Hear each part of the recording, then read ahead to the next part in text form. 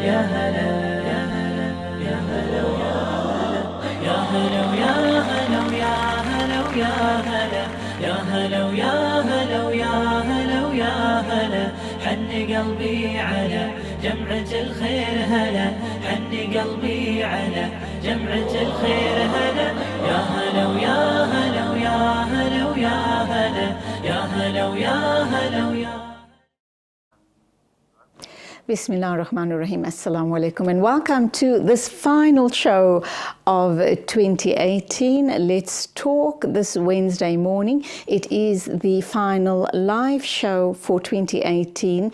Inshallah, we do hope to see you hale and hearty in 2019. So how are we closing off this year's show? Well, we're going to be talking food wastage and also interwaste. Kate Stubbs will be here to talk about a whole host of issues, including food wastage and how to be responsible with discarding of all of your waste products, including food.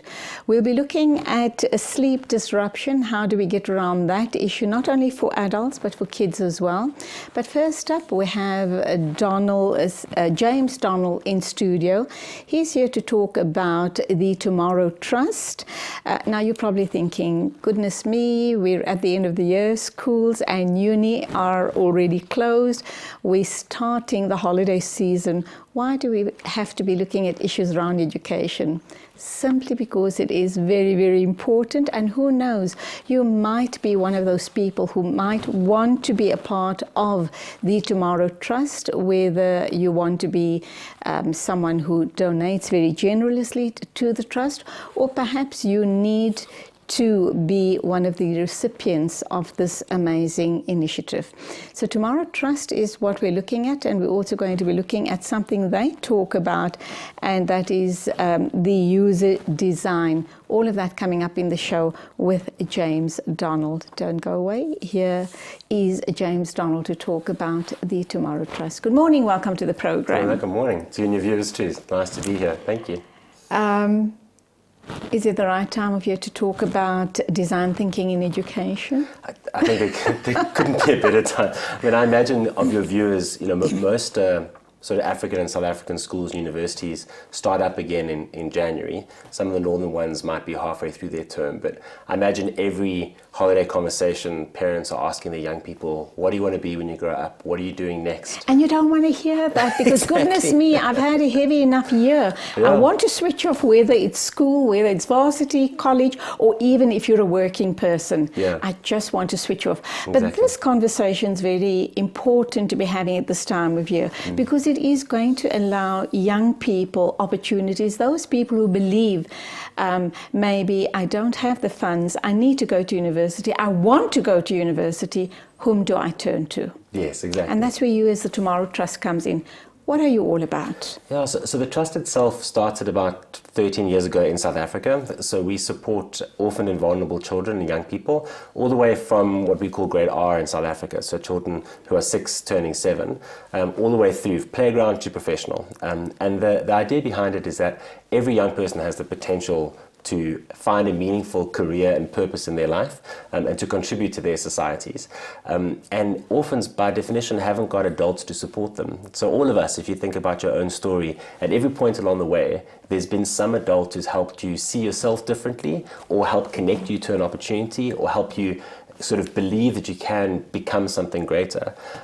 So we believe really strongly that young people from families that haven't got that kind of support often have the potential to be the best future leaders for tomorrow, to really transform South Africa and Africa. So we look for young people who, despite all the odds, have somehow managed to either get into or get the kind of school results to get into university, and we try and find and support them with comprehensive support, so psychosocial support. We have psychologists that work strongly through our program. We expect a lot from our students. Those who get our scholarships have to give back to their community. They have to participate in personal development programs.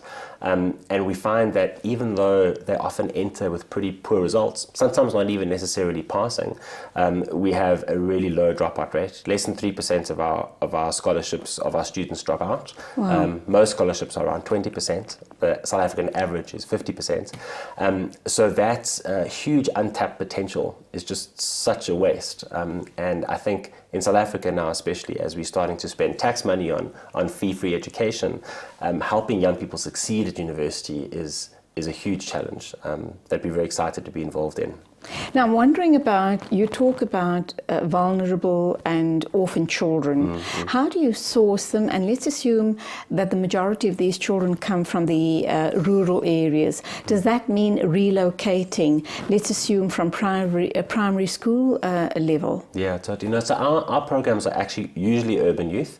So what happens is lots of young people or their families end up coming to the cities naturally anyway. And then for whatever reason, there's been a death in the family, or they're the first generation to move to the cities.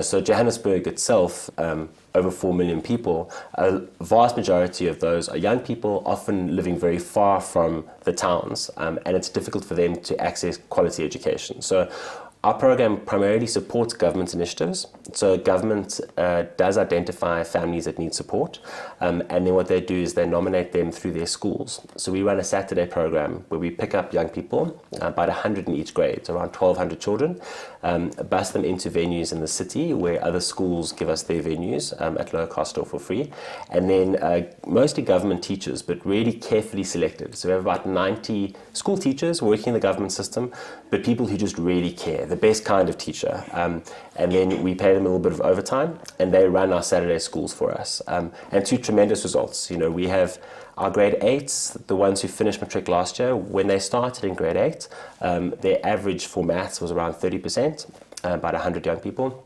Last year, 100% of them passed, 87% of them got university exemption. Wow. So just that additional investment. A young person, even in difficult circumstances, if they have a parent or an adult that can be there for them, their chances of succeeding are relatively good.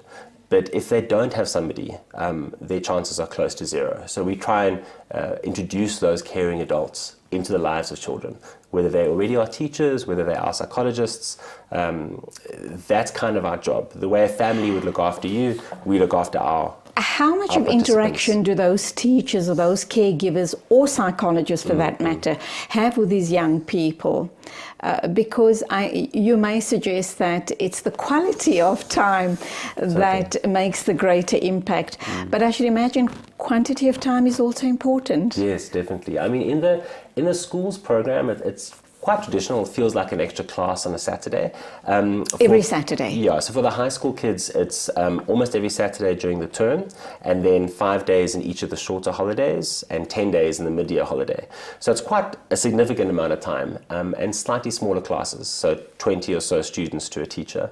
And it's really that extra opportunity for them to build relationships. There's all this evidence, if you think yourself, how your career kind of emerged out of your story, that what makes us successful is opportunities at every step of the way in our childhood to learn to believe in ourselves, to feel like we belong, and then to take risks, to try things out. And the challenge is a lot of children, particularly in poorer schools, even if the school's working hard, if there's 60 kids in a classroom, that sense of belonging just isn't there because it's either too strict or not strict enough, so you never feel safe. And then that opportunity to take risks just doesn't happen because you're doing rote learning all the time. So really it's giving the children an opportunity to kind of be children, take chances and grow, that seems to make the biggest difference. We're going to talk about when, how these children land up with the Tomorrow Trust. But who is James Donald, and why are you so passionate about the Tomorrow Trust? Yeah, I only joined in March. So Tomorrow Trust was founded by Kim Feinberg, who is a trustee and now lives in the US. And I had been fortunate enough always to work in youth development organizations. So I'm fascinated by this idea of what happens when you're 18, 19, 20, that kind of turns the light on in you. We look at South Africa and our high crime rates. It sounds cynical. And the youngsters could go either way. Exactly. You either lose them to drugs and delinquency, or they could end up being shining stars. Exactly. And they learn from the people around them, right? So that's why crime is so scary, because it replicates. it's kind of a university of life in a way, you know. So I've always been fascinated by that idea, and I was lucky enough to work for an organization that used soccer, strangely enough, to help link coaches or caring adults to young people at risk around Africa. But I was just really frustrated with this idea that, you know, young people don't just need a little bit of help. That program was focused on HIV prevention. They really need what all of us need. They need a chance to find a purpose in their lives. They need to have people that believe in them, and they need support. So I was lucky enough to get a scholarship to go to Harvard for a year, 2 years ago. And I studied specifically how cities interact, how young people in cities. I mean, South Africa is getting younger on average all the time. And the whole world all the time. is. Exactly. And so we have these, you know, millions of young people. How do we untap the potential in them? When I was approached by the Tomorrow Trust, I got really excited about this idea of being able to do two things at the same time. Focus on individuals one by one with very specific support, but also have an influence on the bigger sector. I mean, all of us are trying to solve this youth unemployment problem, whether it's an individual parent, whether it's a school, if you're a concerned citizen. So at Tomorrow Trust, we really want to get excellent at what we call holistic education, really helping young people grow and become their best. But at the same time, we want to try and spread that word in a way. There's lots of growing science and research around things like academic persistence, how young people succeed. And we want to bring that way of thinking, you know, into society more. So it's very exciting for me. Let's go for our first ad break. James Donald from the Tomorrow Trust is here to talk about this NGO or NPO, and we're going to unpack it a little more right after the ad break. And it's really interesting, amazing, and heartwarming to come across people like James and the Tomorrow Trust. We kind of, you know, go about our daily business thinking that, you know, we've got an unemployment problem in the country, but we never ever apply our minds to the amazing people trying to make a difference. And we know they can't make a difference in everyone's lives, but they do touch a significant amount of people, and they then go on to touch other lives, and the circle just grows bigger and bigger and bigger. Let's go for that ad break.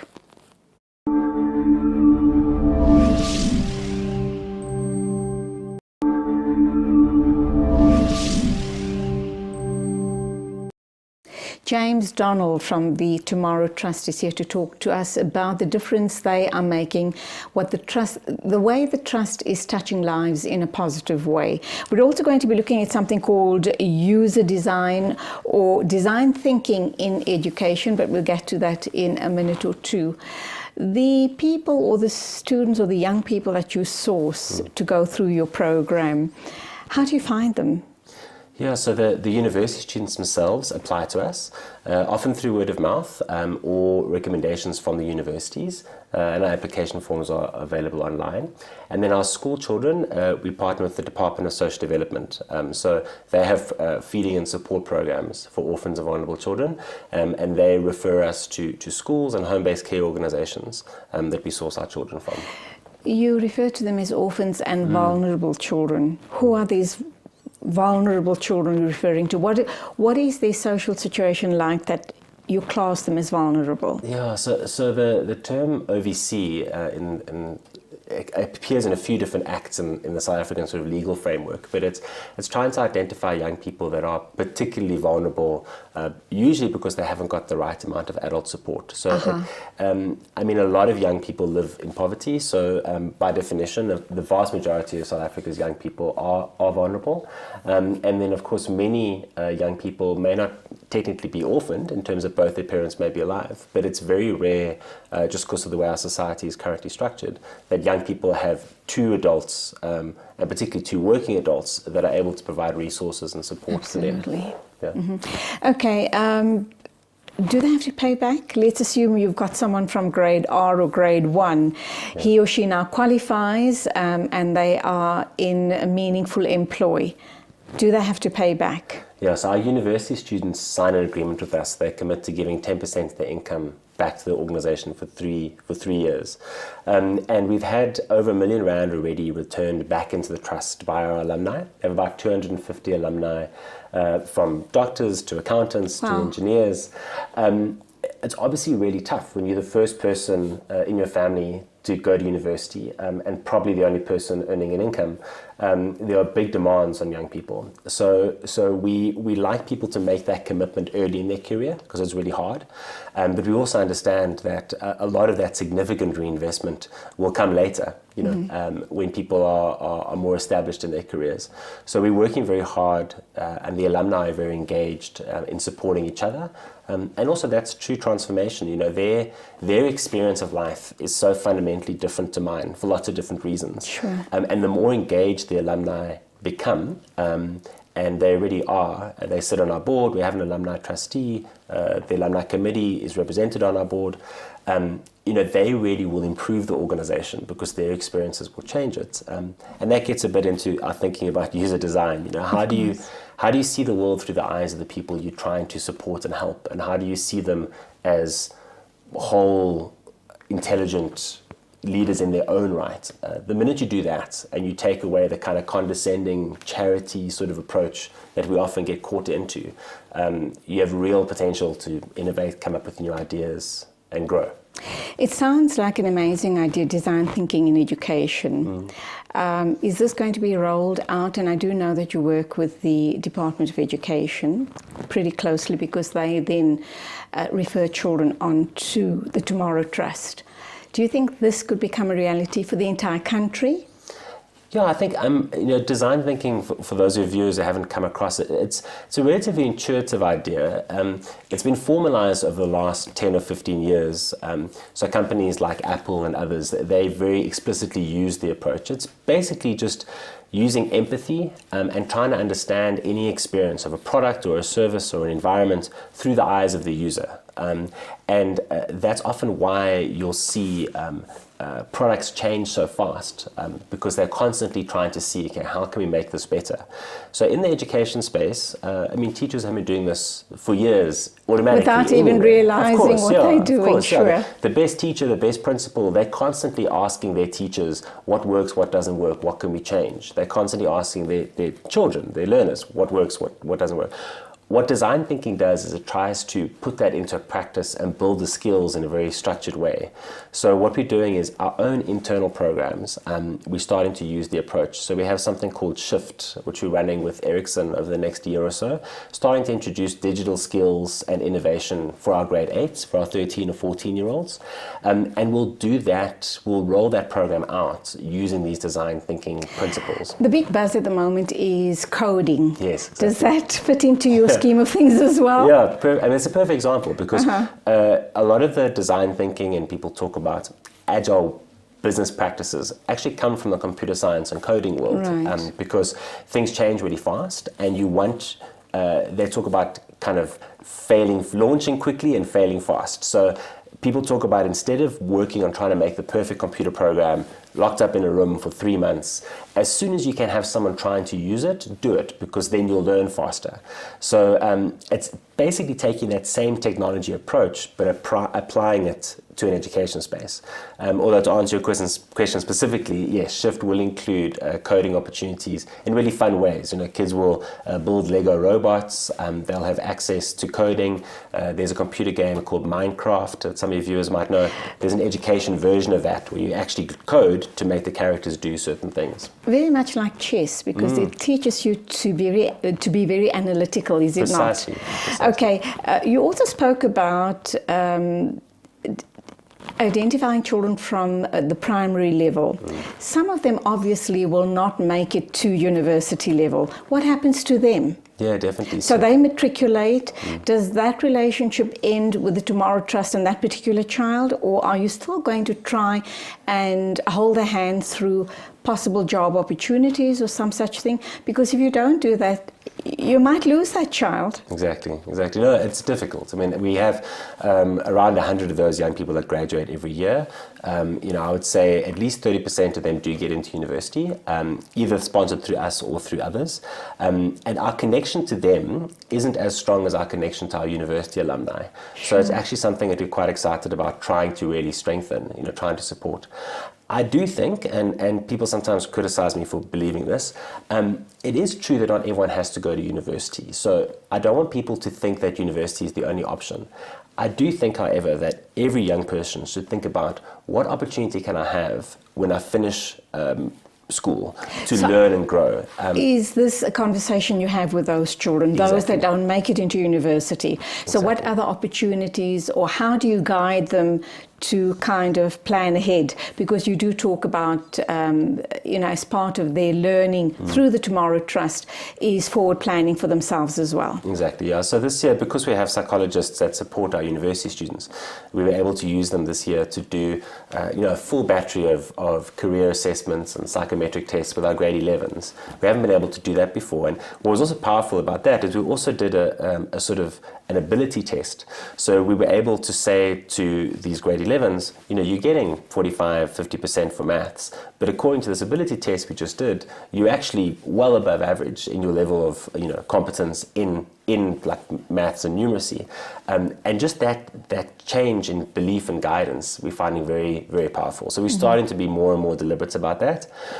I still do think, though, one of the best bets a young person can make from a poor family to have a successful career is to get into university. Not necessarily for what you study, but for the additional networks and connections and opportunities. They are just so much richer in that environment. So we really encourage our students, if you have any chance of getting into university, get into a good public university and be present there, get involved in student committees, get involved in work opportunities, take a job. Don't sit and just do your classwork. Spend your 3 or 4 years at university, treat it like a job. And then the chances of you coming out of that and plugging into society are so much higher. You have a partnership with the government to source children, really needy children from child-headed households, etc. What about someone watching us this morning? Hasn't been identified as such, would like to make direct contact with you and ask to be a participant on your program. Would you consider that? Never mind just one person, a whole host of people watching us this morning. Yeah, of course. No, I mean, it is difficult. So our school programs are by invitation. So those children from grade R to grade 12. What we are starting to do, which I think is going to be really interesting, is try and figure out how can we offer a version of that program at a really low cost? So a lot of the young families are trying to send their children to low-cost private schools. We're partnering with some corporates where the children of those corporates can attend our Saturday programs and the corporate will pay us. That's been an interesting way for us to figure out, could a family afford, say, 100 Rand a month for their child to go to tutoring and additional Saturday school programs on the weekend? If we can get that right, I think that's really exciting because that would grow really fast and then it would give us a different source of revenue so we could support more young people by getting that money in. That's a sort of new area of growth for us. So we'll be watching you guys very closely. Yeah, reach out if you want to get involved, please. I see you ran a Ashoka Fellow as well for social innovation. What was that all about? Yeah, so I myself wasn't an Ashoka Fellow. So Kim Feinberg, our founder, she had ran an organization focused on tolerance education about 15 years ago. And through that work, which was trying to bring people in South Africa together from different backgrounds, race, religion, gender, she became recognized as an innovator in the social space. She's won numerous awards. One of them was a Ashoka Fellowship, which is a network of people that use entrepreneurship, which is basically taking a new idea and trying to scale it to solve social problems. And it was that network that helped her start Tomorrow Trust, actually, because she felt really compelled to try and make a difference in the lives of young people who'd lost their parents.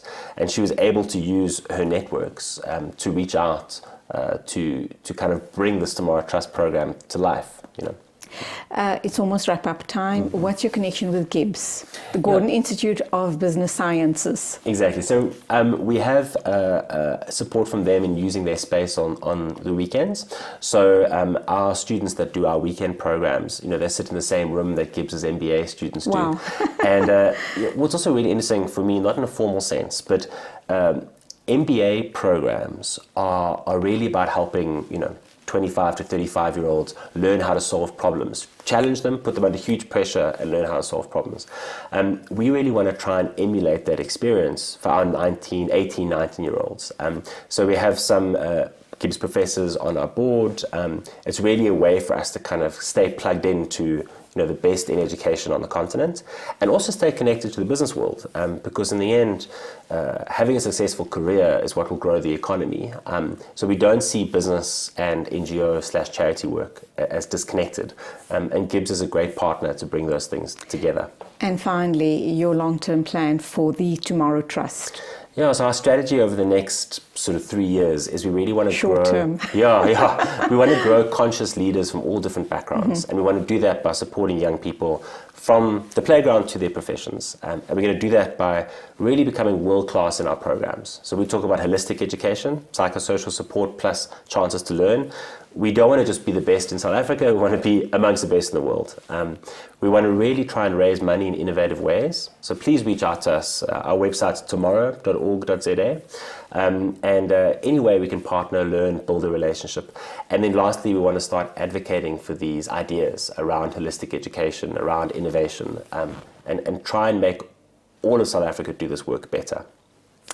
James Donald, thank you for being with us, and lots and lots of success to you and the Tomorrow Trust. You guys are doing amazing work, and may you continue to touch 1 million lives and more going forward. Thank you so much. That was James Donald talking about the Tomorrow Trust. Still to come on the show, we are going to talk sleep disruption, and we're also going to be looking at food and other wastage with Kate Stubbs from Interwaste.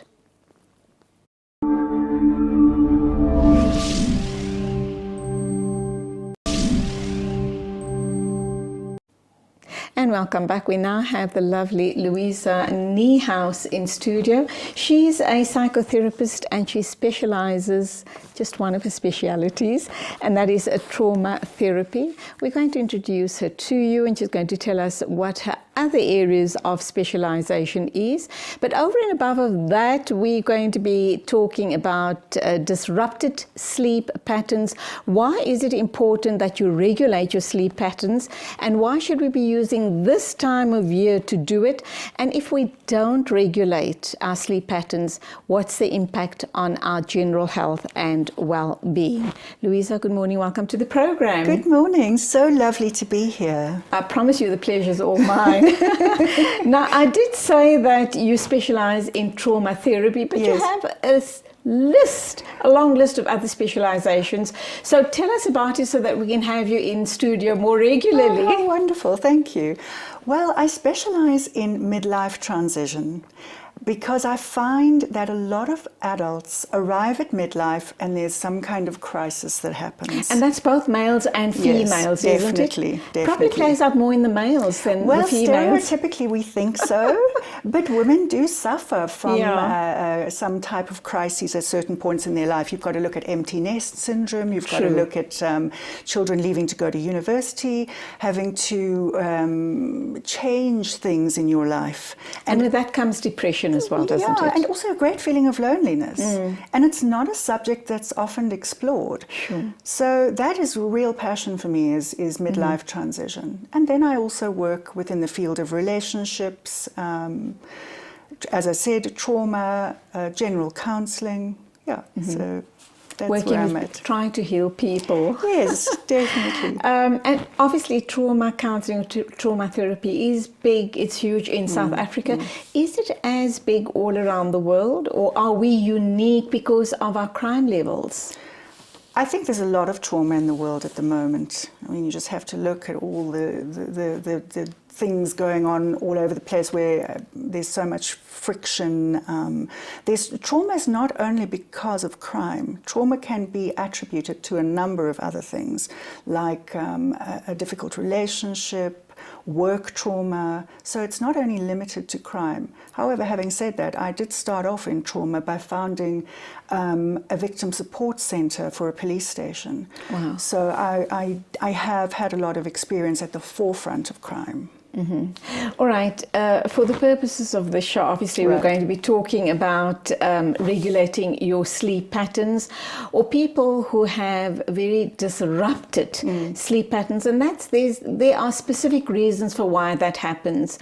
And is it also a problem? Let's assume you have a child or children for some reason or the other don't sleep well at all. If you as a parent or a counsellor don't work on them at that point in time, they're obviously going to go through life having these horribly disrupted sleep patterns, and in the process start manifesting in a whole host of health issues. You're correct, Julie. The thing is that children model a lot of their behavior as well on parents. And it's not exclusive that the child will model parental behavior, but they do look towards parents, and they will be able to emulate some of their sleeping patterns or their general patterns with regard to health and relaxation. So modeling good sleeping patterns for your children is very important. Things like regular sleep times, being able to allow your children to wind down before bedtime, which means no excessive use of phones, Facebook, because that TV, that blue light does agitate and affect whoever's reading the phone at that time of night under the covers, because it's a harsh artificial light. So it is important for parents also to create some kind of ritual around sleep. Going to bed at a certain time, quiet time before bedtime, regular hours. Some children need more sleep and some children need less sleep.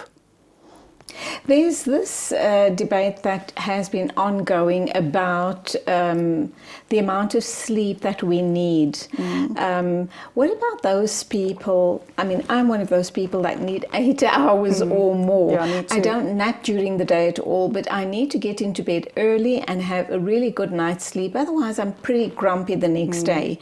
But you do have people who burn the candles at both ends, and they say, and they thrive on possibly 4 hours sleep a night. Long term, what sort of effect is it going to have on them? Some people, the older they get, find they need less sleep. Teenagers seem to need the most sleep. Teenagers are the most difficult to wake up in the morning, of course, because they do need their much longer periods of sleep. And I think we need to be cognizant of that. There's no set time that people should be sleeping. I think it's up to the individual. If you find that you're not functioning, like you just said, you get irritable if you haven't had enough sleep. I mean, I know I get ratty. I'm oversensitive to things when I haven't slept. If you find you're not functioning effectively and you can attribute this to sleep, then that's what you need to look at. But I don't think it's one rule fits all. So really it's about understanding and listening to your own body clock. Correct. Okay, you spoke about children modeling their parents. How important is diet and exercise, or general lifestyle, as far as sleep patterns are concerned? It's very important. And how's it going to impact on the children and all of us for that matter? It's very important. If you live too much of a sedentary life, and we all tend to spend too much time sitting behind a laptop, sitting at your desk, sitting at school, it is very important to get some fresh air, oxygen into your lungs, to be able to use your body. That has a huge impact on sleeping patterns, because if you physically tire your body, you are going to be able to sleep better. However, I wouldn't suggest doing excessive exercise just before bedtime. I would suggest doing exercise during the day and then winding down so that you have a routine before you go to bed. It is also very, very important to monitor your intake of caffeine. Caffeine just before bed is not a good idea. Some people can deal with it, but some people just can't. So if you are predisposed to disrupted sleeping patterns, I would ensure that you monitor your caffeine intake, and that includes soft drinks, because some of the soft drinks have a lot of caffeine in them. Absolutely, yes. It's the holiday time. Everyone's really been waiting and looking forward to this time of year. For me, it's time to wind down, kick back and relax. I don't even go away this time of year because I love being in Johannesburg. Yeah. It's nice and quiet. You don't have to be standing in long queues or any such thing. There's just this peace and calmness around in Johannesburg. But for most people, they've been waiting and planning the entire year for year end for that fabulous overseas holiday or the holiday down at the coast. And they're definitely going to be burning the candles at both ends. Is it okay to throw caution to the winds once in a year? What's going to happen to them when they come back? Because they're going to be overtired. Exactly. I think you've raised a very relevant point. It is important to let your hair down.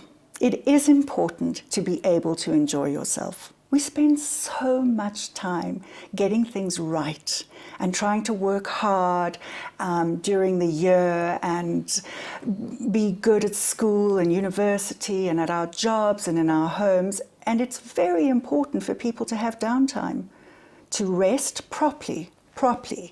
And that means sometimes, yes, your sleeping schedule is going to be out. And it's a good thing, actually. It's a good thing to have once in a while. Yes, to have a bit of a disrupted routine. And it's very good for children to be able to see their parents relax, because that is a coping mechanism or a learned behavior that they could carry through into their adult lives, knowing the balance between relaxation and working. So to answer your question, how does one regulate after one's had such a disruptive time on holiday? Okay, let's go for an ad break. We'll talk about the regulation after the holidays, right after the ad break. Louisa Niehaus is a psychotherapist. She's in here to talk to us today about disrupted sleeping patterns. And you have heard that she is a trauma counselor. She specializes in that space and also the midlife crisis. So I did indicate to you earlier on at the opening of the show that this is our final live show for this year, for 2018. Hopefully when we come back in the new year, 2019, we will be seeing more of Louisa. She'll come in and share her expertise. And of course, the first interview that we're going to do with her when she comes back is the whole issue around midlife crisis. But let's go for that ad break first.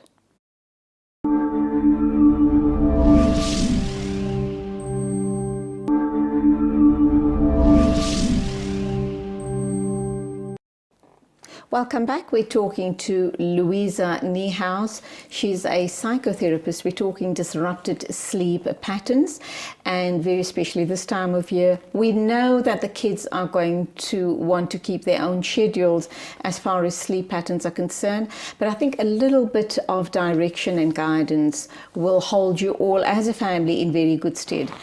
Louisa, I've read somewhere that air hostesses, night shift workers, nurses, doctors, and people who work straight night shifts actually cut their lifespan short by about between 10 to 12 years.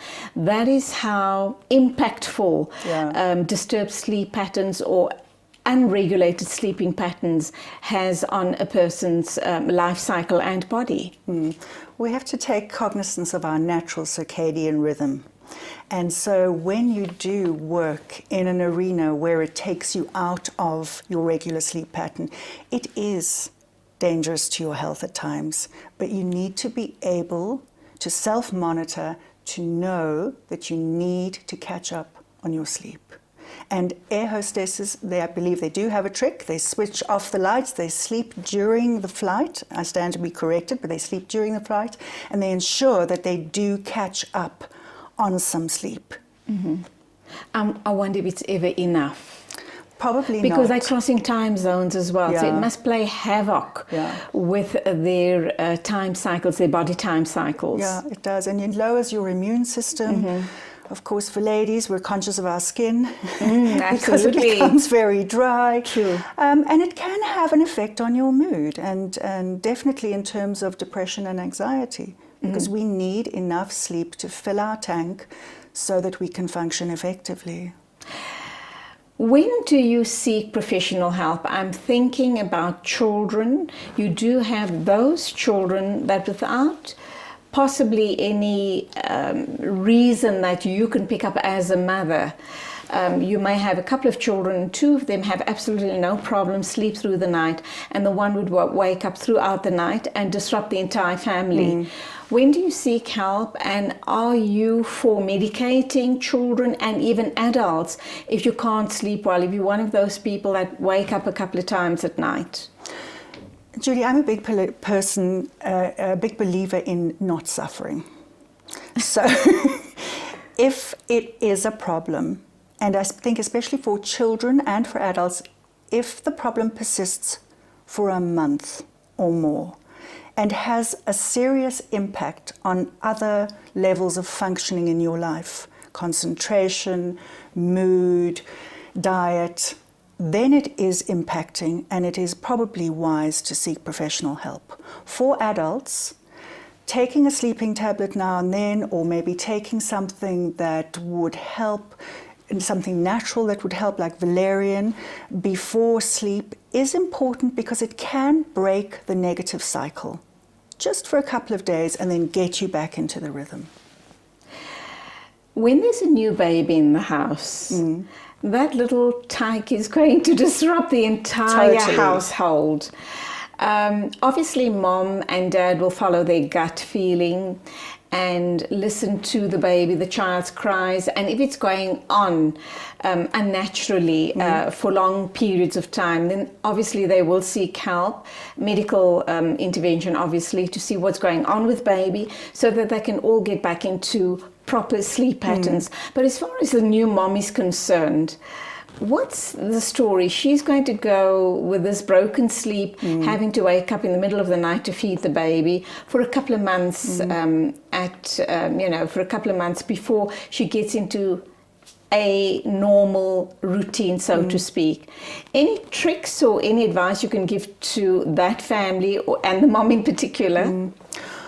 Julie, I think you've also raised something that's very close to my heart, which is women's issues. And motherhood is an enormously challenging time.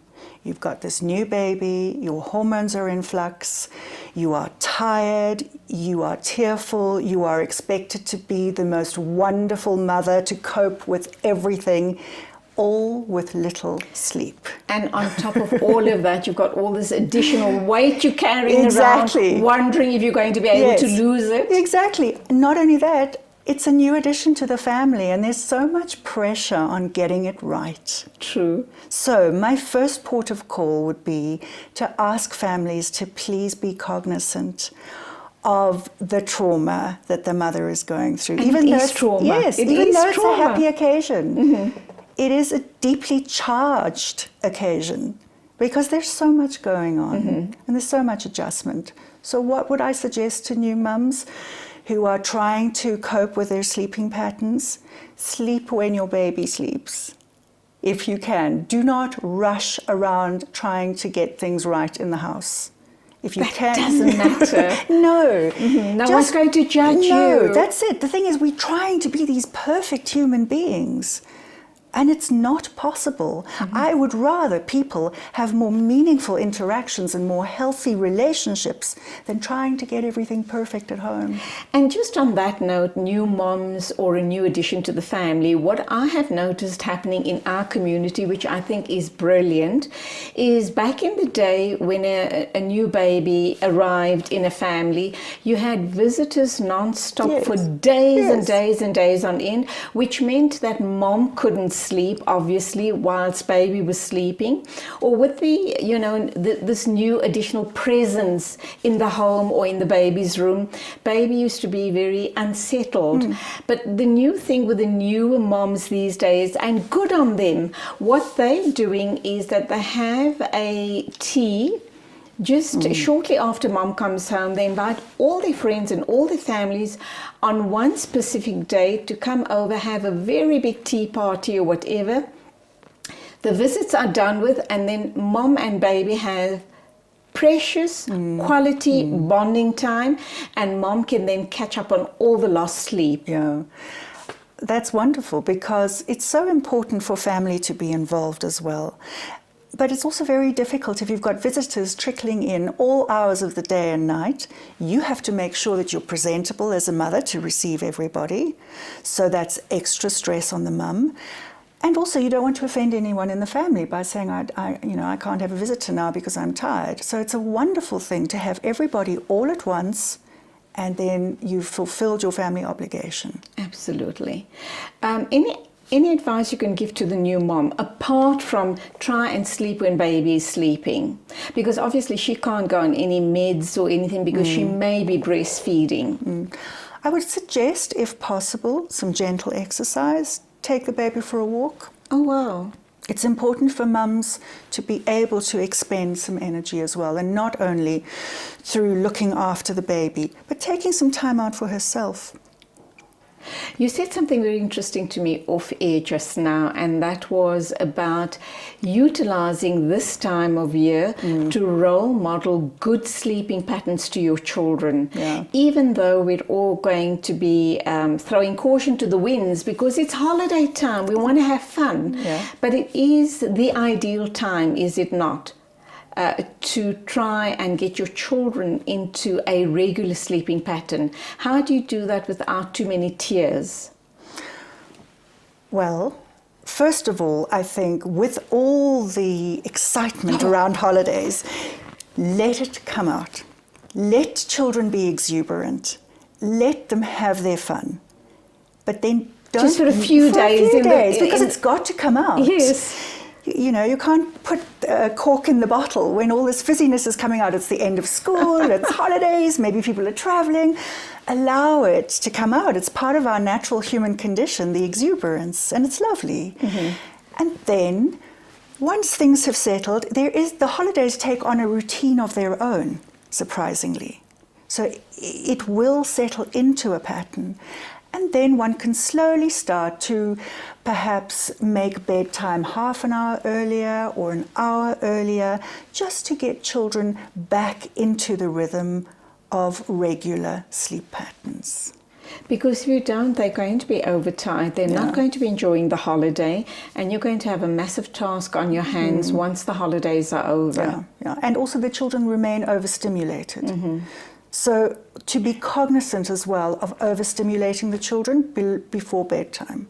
So at least 2 or 3 hours before bedtime to start calming things down. A wonderful thing for families to do during this time is to go for walks together. That is a way of expending energy and family bonding time.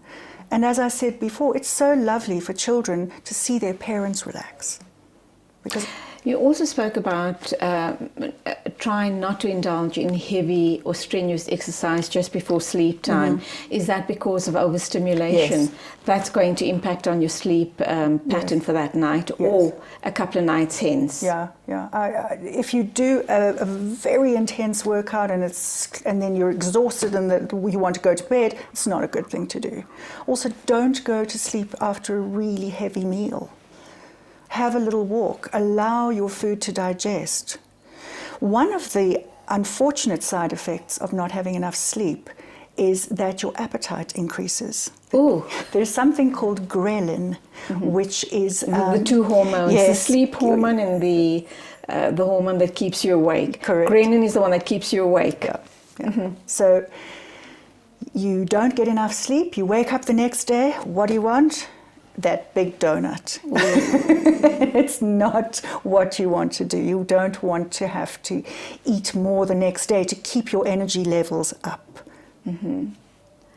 Okay, and in closing then, what else should we leave the viewers with this morning at the start of the holiday period? Well, I think I would like to say to the viewers, enjoy your holiday, enjoy your rest. And it is an opportunity to regulate sleeping patterns. Get enough sleep. Maybe you haven't had enough sleep throughout the whole year. You've been working really hard. Indulge yourself. Thank you. We do hope to see more of you in 2019. Go well, and if you are going to be on the roads or if you are going to an exotic holiday destination, please be safe and do enjoy. I so appreciate that, and to you too. Thank you indeed. Well, I'm not going away. I'm going to be at home, and I'm going to try and catch up on as much sleep as I possibly can. I'm truly going to make good use of the quiet time right here in Johannesburg. Let's go for an ad break. When we get back, we're going to be talking food wastage.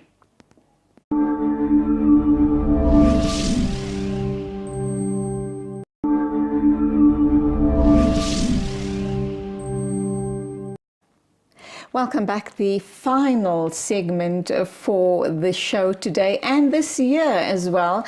The live shows on Let's Talk. We do hope that we're going to see you all hale and hearty in the new year, and wherever you're heading for this holiday period, please, please, please try and be safe on the roads and in the water, and whatever it is that you're going to do that is fun as far as you're concerned. I wanted to keep the discussion very light because it is that time of year, but talking with Kate Stubbs off air, I just realized that this is a serious discussion we're going to be having, and it's about wastage. It was going to be food wastage only this time of year, festive season. People throw caution to the winds, we overeat, we overindulge, and of course we waste way too much. So that is what the discussion is going to be all about. We will touch on that, but I think there's a huge and a bigger picture here as well that we need to talk about. We need to talk about environmental wastage, our role, how we can minimize it, and what is happening to all of the waste that we produce. We don't think of that, do we? We need to start thinking very seriously. Let's talk to Kate Stubbs. She is the Director of Business Development and Marketing with a company called Interwaste. Good morning. Welcome to the program. Good morning, Julie. Thanks for having me. Thank you for being here, because I think you're going to be educating us this morning. It's the kind of serious stuff we don't possibly want to know about because it's uncomfortable. Let someone else deal with it. I'm going to be living happily ever after in my own home, and my little the wastage that we generate in my home doesn't really impact on the bigger scheme of things. Your thoughts? Absolutely. I mean, sadly, us South Africans are known as one of the laziest nations in the world with regards to waste management. And I think we still have a culture where I put it in my black bag and hopefully a municipality picks it up, and that's no longer my problem. I don't know how often we think, if when we throw something in the dustbin, what happens to it? Where does it go? And sadly, most of our waste in the country is still being sent to landfill. Sure.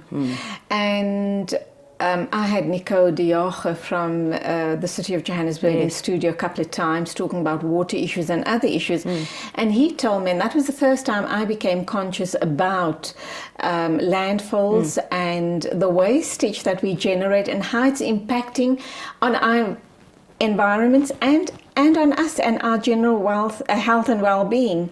And he says that we are actually running out of landfill space. What does that mean? It's a serious problem we have, because Johannesburg probably has max 10 years left of landfill space. Cape Town already has a much limited availability of landfill space. Around the country, we have limited space left. So what does that mean? It takes a long time to find an area to build a landfill, to construct that, to do the environmental assessment. So the question is, what is going to happen to our waste?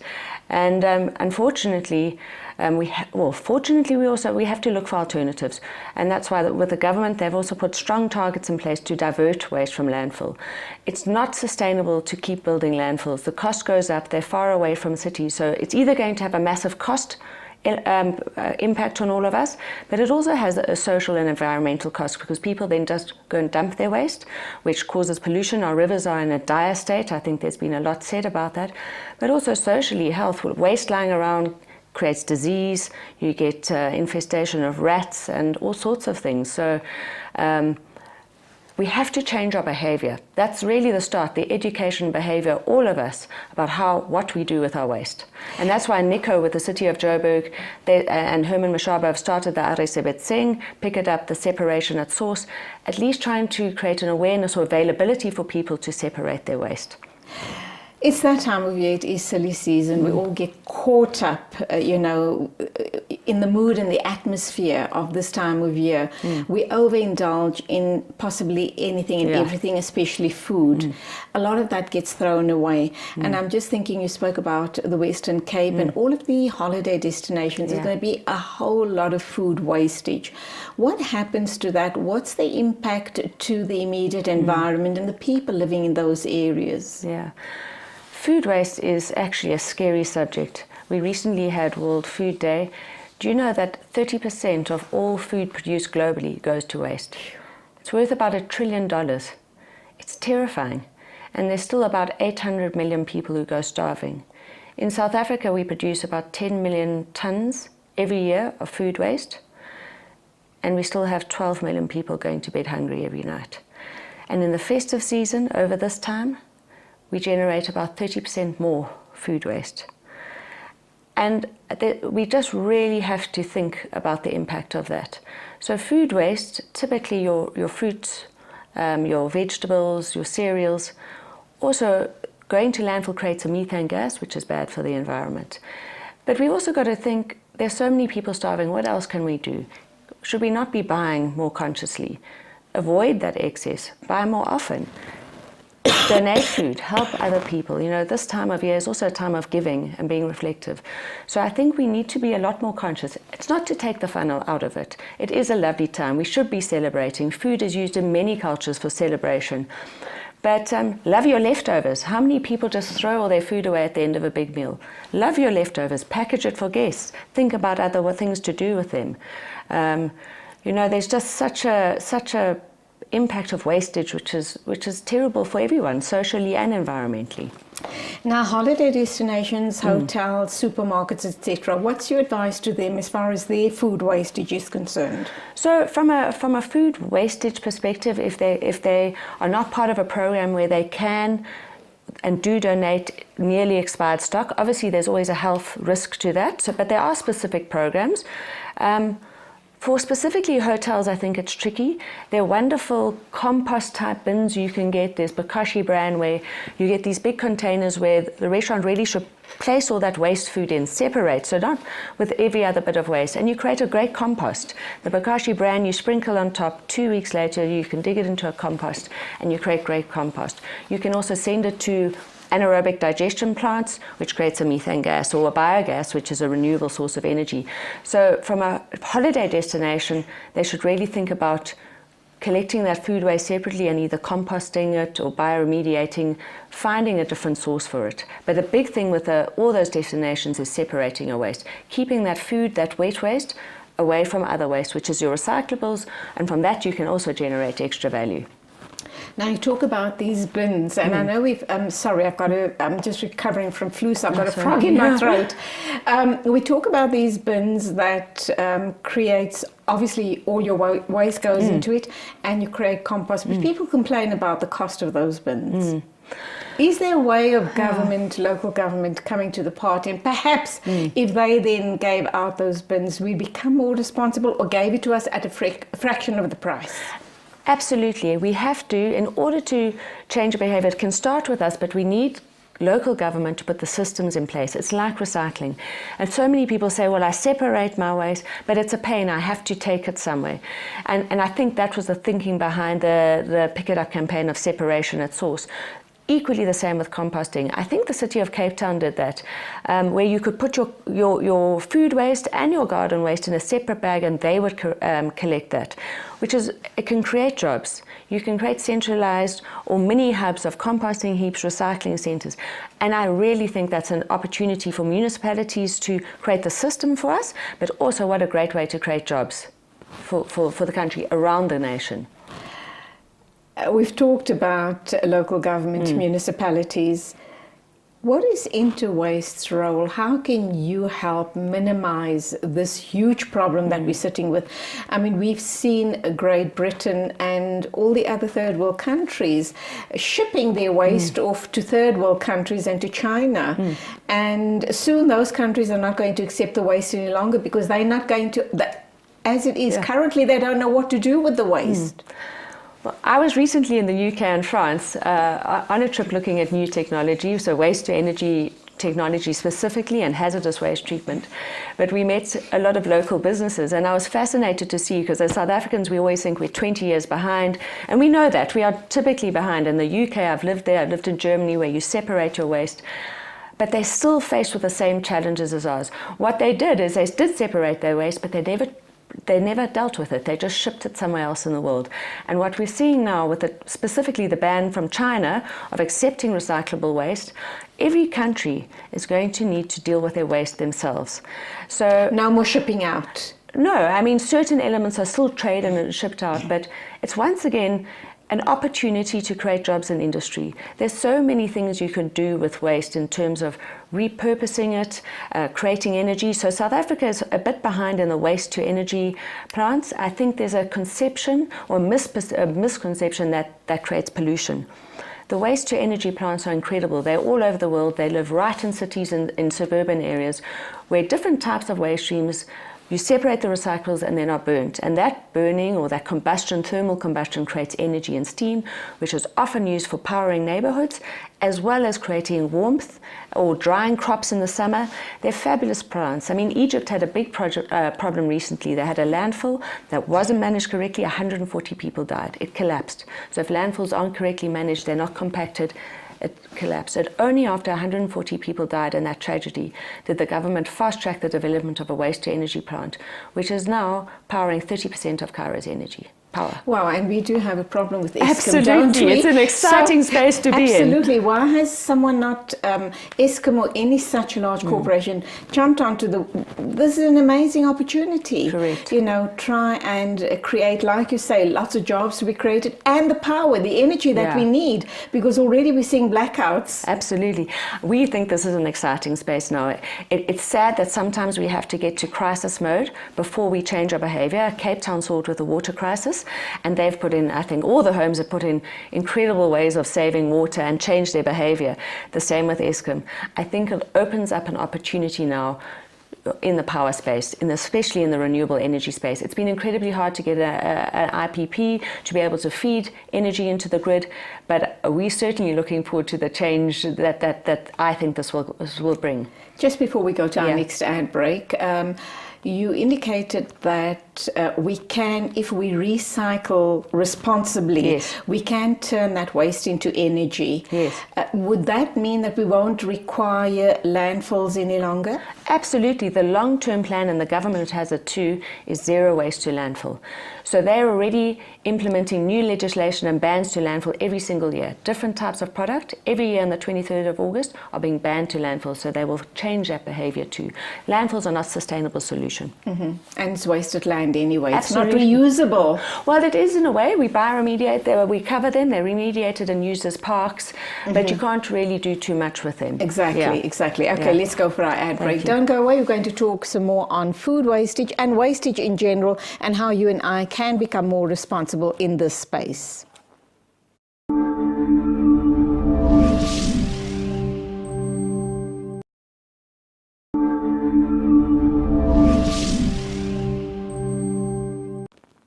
And this definitely is the final segment for this year, 2018. Inshallah, we do hope to see you in 2019 with more interesting interviews right here on Let's Talk. We are wrapping up by talking about food wastage.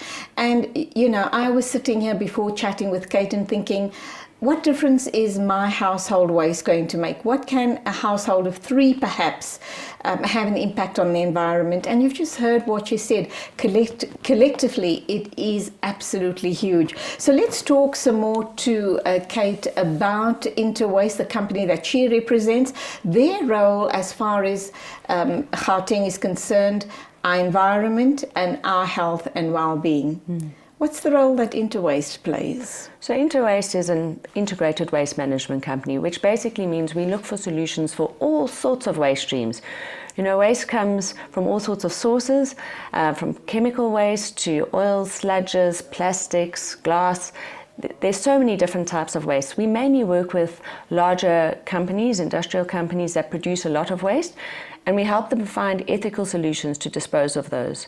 So for instance, in the manufacturing space, there could be effluent water rather than, and we look at testing it. So all waste that is not declassified, i.e. or pre-classified like general waste, has to go through a classification process. So that's an analysis in a laboratory that looks at that waste type, and then we understand what we can do with it.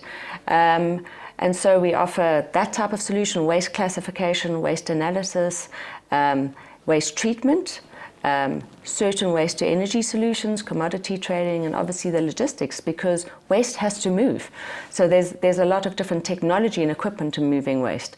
But ultimately our goal every day is to find safe and ethical ways of treating waste. Are we winning the war against waste?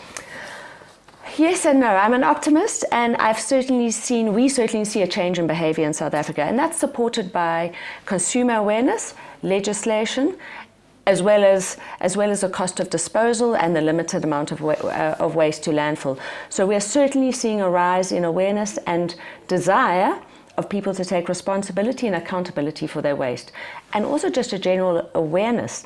I certainly see a great lot of education happening in our schools, which is fabulous with our children. And you know, children are great at changing behavior in the household. Absolutely. My kids were much faster at learning how to recycle and separate waste than my husband. Wow. But he has learned now, and so I think we're in a positive space, but yet we are still lazy. There's so much pollution taking place, and as I said, most of the waste is still going to landfill. It's cheap. It's cheaper than treating your waste. So that's where larger corporates, multinationals, are going out of their way to create a zero waste to landfill strategy. Often they're paying more for their waste. It would be cheaper just to dispose to landfill, but they're taking the ethical stance and the sustainable stance of saying, these are my waste streams, what can I do with it? Just a scary statistic, last year in South Africa, 17 billion rands worth of goods were disposed of to landfill that could have been repurposed in our economy. So it's a huge industry, and there's a huge opportunity for us economically, as well as once again providing. It's sick to think that we can't apply our minds, because you spoke about did you say 10 million tons of food that's being wasted every year? That's and just food waste, 12 million people that are going hungry. And if some genius would come along and just create that gap to get that food that is not being utilized onto the hungry and the starving people. So we have to... we have overconsumption on one side and absolute wastage, and a dire side of poverty on the other. There's a wonderful app in the UK called Olio. It's a food sharing app like Uber, but it's been hugely successful. Started by some women who were house mums but had different experiences, one growing up on a farm or one going away and frustrated with, I'm going on holiday, I have some potatoes, a cabbage, a lettuce in my fridge, I don't want to throw it in the bin, what do I do with it? And so this app allows people to post, I've got this in my fridge, I've got that, I've got for shops, and they connect people who go and connect their food. Wow. I mean, that's just one idea.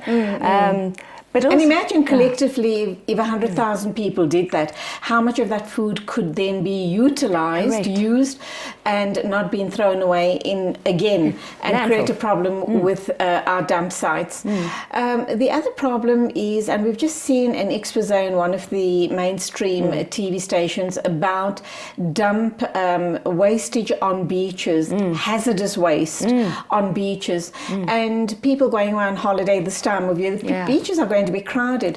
They are putting themselves at risk. The state of the sea, and we've seen this year World Environment Day focus mainly on plastics and what that's doing to our ecological system.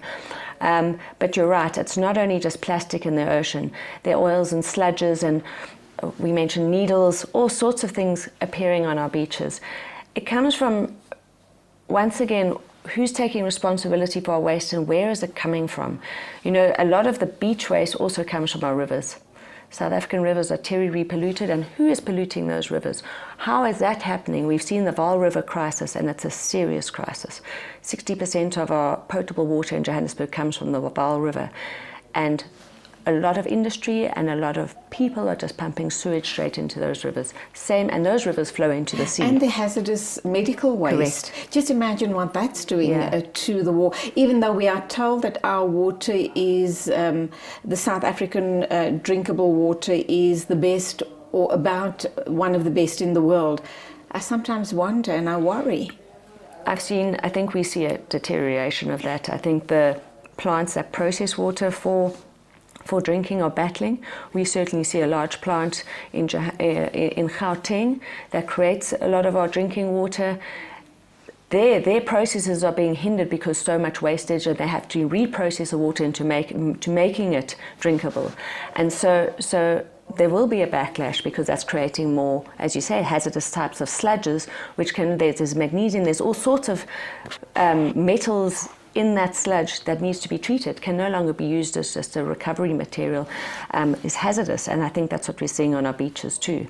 And once again, now we're all swimming in the seawater. What are we actually swallowing? And you always see people getting sick on holiday. Oh, absolutely. And then the risk of children standing on needles on the beach. And over and above all of that, we're talking about a very polluted environment, and then we ask, why are we seeing all the different diseases that are so prolific? I mean, 20, 30 and 50 years ago, we didn't have so much of these diseases manifesting.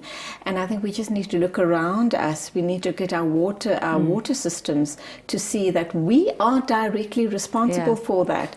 So we can't go on holiday, we can't live in our homes thinking, I'm not responsible, Correct. Government should be taking care of that. We all have a role to play. That's a wonderful thing about waste, is, sometimes we go, well, I can't influence that. It's nothing to do with me. Every single one of us can make a difference. And it really starts with us. It starts with behavior change in your home, and never think that you can't, because it all adds up. And I think, one person starts doing it, the next person will follow. And it's then creating those communities, creating that awareness, and the pressure on government to put things in place for us. So it certainly has an economic, social, and environmental. There'll be benefits when we start doing it. There's huge opportunity in that space, and if we don't, we're going to have a greater crisis in South Africa. Whenever there's issues like these that are brought to the table, the one big pointer that comes up is cost. And ordinary people like you and I would always use that as an excuse or a barrier to suggest that, but it's costing me X amount. And that would then prevent me from doing the right thing. Yeah. So if I hear you, so if we don't do it, it's going to cost us a lot more. So Cape Town versus Johannesburg. Cape Town to dispose of to landfill is double the cost of Johannesburg already due to the lack of availability. Their landfills are also further away, so you also pay larger transport costs, which have an emission impact. So that cost doesn't only come in our own pocket, it comes at an environmental cost too. And it starts with you and I. It starts with, the single household or the single person. If we start behaving responsibly, we do the right thing. I mean, just imagine collectively. Millions of people doing the right thing, we won't have the problem. So what are the right things we ought to be doing? It's mindfulness, and I know that's a big campaign, but really think about your waste now. That's the first thing. I mean, really, when you throw something in the dustbin, think, what's going to happen to that? Where's it going to go? So it's about separating at source. Well, it's a basic, and to really knock it, because some people come to us and say, there's 7 different families of plastic, which one? Don't worry about that. Do the basics. Put your dry recyclables in one bag and your food waste in another. That's a simple process to start at home. But try and avoid waste. We buy too much. We have consumerism. I've told my children this festive season, no Christmas presents. They have too much. Rather think about giving a memory or giving an experience. Think about how you could avoid consumerism, buying too much that you're going to waste. Then think about how you can reuse it. There are lots of opportunities. Recycle for sure. And there are different waste streams to recover. But at home, look at your food waste, leftovers, reusable containers. Plastic bags is a big focus. All those little things make you also more conscious. I mean, I moved a while ago to carrying carrier bags instead of plastic bags. And at first I used to go mad. I'd leave them in my car, then I'd sit there and have to walk back to the car. But now it's absolutely part of my behavior. It's second nature. Yes, absolutely. I feel I cannot sort of get a plastic bag. Final word Yes. to our viewers about being responsible consumers and conscious citizens. Make 2019 your year where you really focus on helping our environment. It's our country, it's our land, it's for the future of our children. And I know that sounds soft, but it's true. You know, if you had to think you're going to live in 100 years' time, you'd also worry about the environment. So make 2019 your year where you educate yourself and make a difference. Change your behavior. And that's where we leave it, with a tear in my eye. Yeah. And that's it for the show this year, 2018, the final show from us here on Let's Talk. But we are looking forward to you joining us in 2019 in high spirits, in good health. We do hope that you're going to be very safe on the roads, whether you're going away or not. We wish you all peace, love and joy and safety on the roads, inshallah. And a very big thank you, of course, to the hardworking Let's Talk production team. Till the new year, the middle of January, I hope. May Allah subhanahu wa ta'ala accept each and everyone's du'as. Please be safe, take care, love you lots. And till the next time, as always, it is Khudafiz from me, Julie Ali.